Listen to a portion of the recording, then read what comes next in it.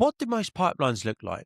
When I see reps pipelines, a lot of them are just full of rubbish. They're huge for a start, lots of opportunities in there. All the notes look pretty generic. There could be any one of those ops. And it's very similar to how, you enter those homes of slightly elderly people and they're just hoarders. They just keep everything, all the rubbish they've accumulated over the years. They don't get rid of it. And that's exactly what sales reps are. They're hoarders. Instead of cleansing the home, you're keeping everything. Instead of cleansing your pipeline, you're keeping everything.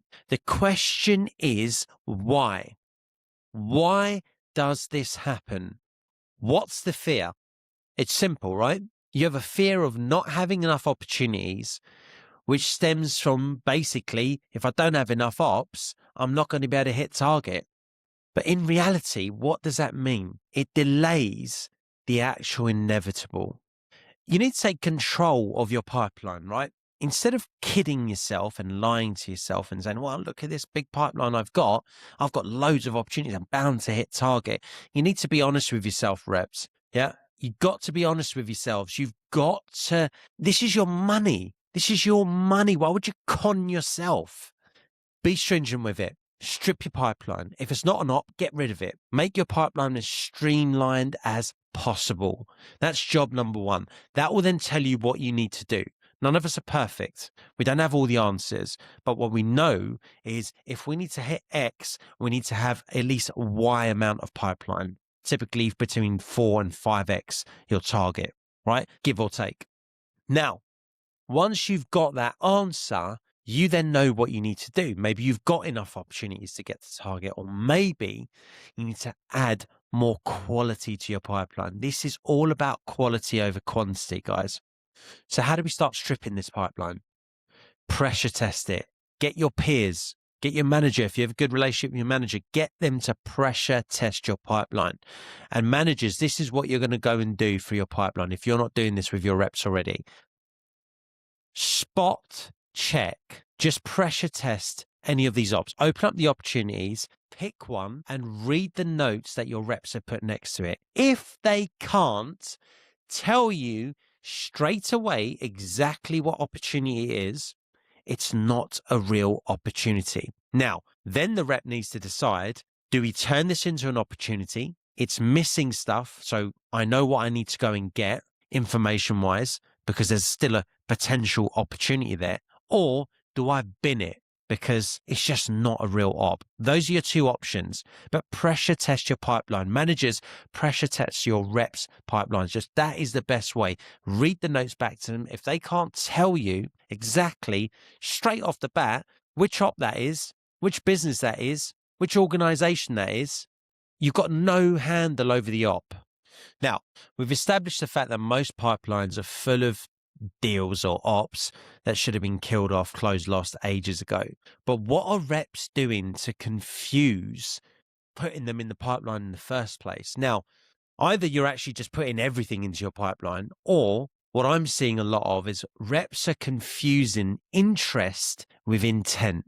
They're confusing enthusiasm with solid next steps.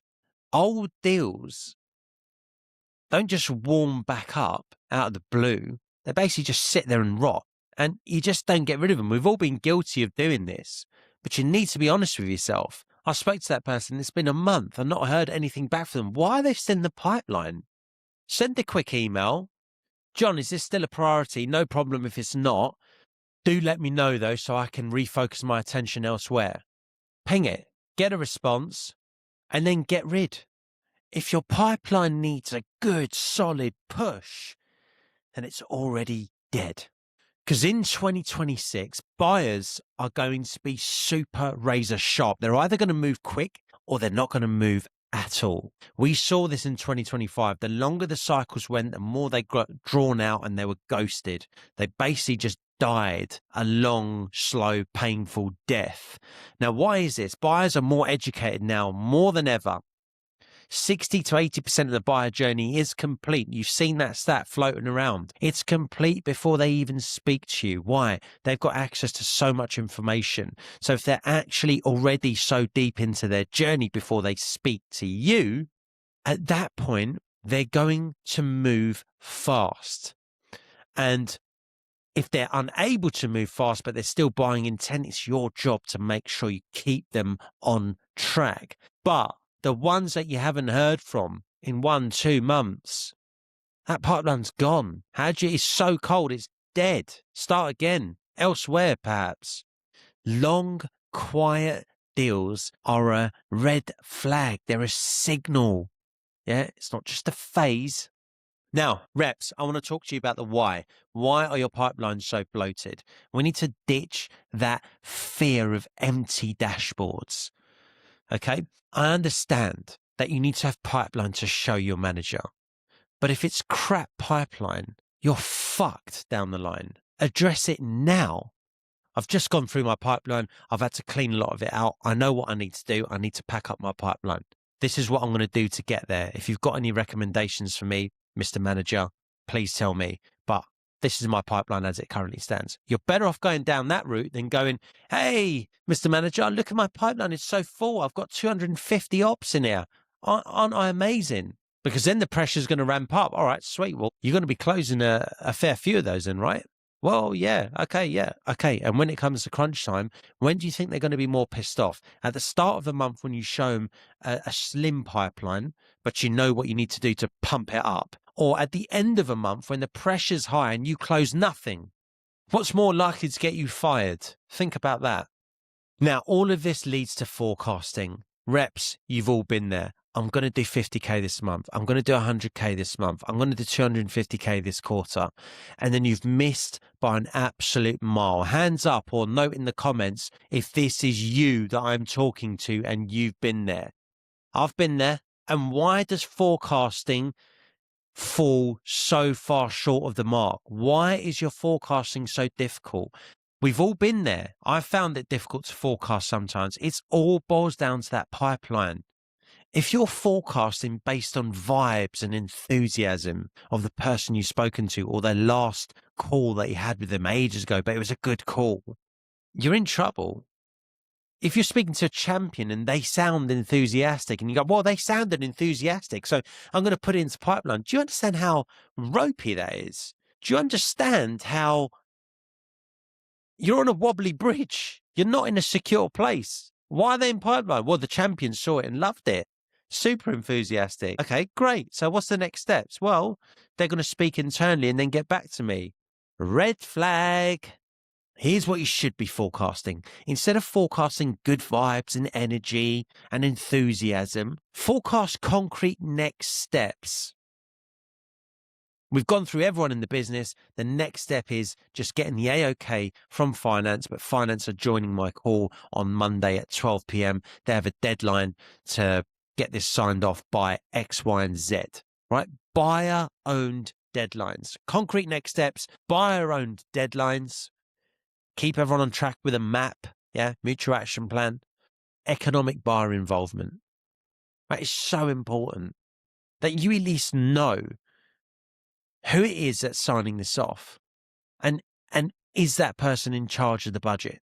If your forecasts are changing based on how excited your prospect sounds, you are seriously gambling. You're back on that wobbly, rickety bridge, about to fall off, most likely. Now, when it comes to forecasting, I've boiled it down to the only 3 questions that matter. Reps, pressure test yourself and your knowledge against these 3 questions, because forecasting's wide and you're probably getting overwhelmed. Stick to the rule of 3. 3 questions. These are the only 3 questions that matter when forecasting. Number 1, what happens if they don't buy? And I mean real consequences. No fluffy BS. Well, they'll just carry on plodding along, but, it'd be nice to have because actually they'd like to do this. No, if they don't buy, you've identified a huge gap that's costing them X in revenue per month, per quarter, per year. Real consequence to not buying. Then you've identified, okay, they need to move with something. Is it going to be us or is it going to be someone else? I'm not sure right now, but we've got a good chance because of X, Y, and Z, and because we know they need to buy. Who signs and who can stop it? 2 questions in one there. We're going to count it as one. Who signs and who can stop it? And I'm talking about names, guys. I'm not talking about sales director, finance director. That's titles. I'm talking about John in finance. He signs off. James, the COO, could potentially stop this. Jack, the CFO, has the final say. He is the one who puts pen to paper. And number 3, what specific event triggers the decision? Is it budget approval? Is it board meeting? Is it contract expiration of competitor? Whatever. What is the event that triggers the decision? If you can't answer all 3, you cannot confidently forecast. So what happens if they don't buy? Real consequences. Who signs it and who can stop it? Names, not job titles. And what event triggers the decision being made? Now, guys, going back to the pipeline piece, right? We're talking about forecasting here from your pipeline. How do you clean your pipeline without destroying your ego or whatever it is that's making you hold on to those ops? You want to be, oh, well, my peers have got, 1 million in pipeline and I've got 200K. Let me boost it up. Or let me keep all these. If I trim it down, I'm going to have, 100K. They've got 1 million. You're not comparing yourself to them. You're looking at your pipeline. What's a real opportunity? You need to be ruthless at this stage, reps. Kill deals aggressively. Go out looking to qualify out, not in. Pressure testing with the toughest questions. Do I know who can sign this off? Have I actually uncovered any pain, or are we just a nice to have? Put yourself in the buyer's shoes. Would you buy from yourself? To do that, you need to understand the business. You need to understand the absolute intricate detail of this opportunity. If you haven't found pain, it's not an op, because there's no urgency for them to buy. And if there's no need for them to buy, they ain't going to buy. Why would they? People don't just throw money around for the sake of it, unless you're Floyd Mayweather. Remove or at least downgrade anything that doesn't have a next step. You could have a great opportunity, but if the next step is I'll get back to you, you ain't got a next step. Downgrade that opportunity. Try and take control of the opportunity in the meantime, and so you can upgrade it back up. But in the meantime, no next step, downgrade. And stop carrying deals just in case they come in.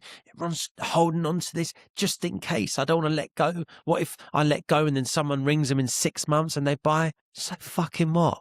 So they did. But you ain't doing squat with it. Don't just hold on to it just in case. Just in case someone else gets it in a year's time. You don't have to worry about that. You'll be long gone. You'll be fired. A smaller, accurate pipeline beats a fat, bloated one any day of the week, twice on Sundays. And guys, forecasting shouldn't be about being overly positive for the sake of being positive. It's about being honest early enough in the month or the year to be able to be in a position to fix it. And if you end up being surprised at the end of your month or end of quarter, you weren't forecasting. You were just hoping all along. That is not a strategy. Hope is not a strategy. Address it now. Yeah. Take the pain now so you can fix it before you get to end of month, before you get to end of quarter. Because if it comes to the 31st of March and you've got a bloated pipeline, you've lied to yourself all quarter, your manager's going to be pissed, their manager's going to be pissed, you're going to be pissed because you got no money, and to be honest, you're probably not going to have a job. Guys, if you enjoyed that, make sure you like and subscribe. And if you want to see the full podcast, click right here.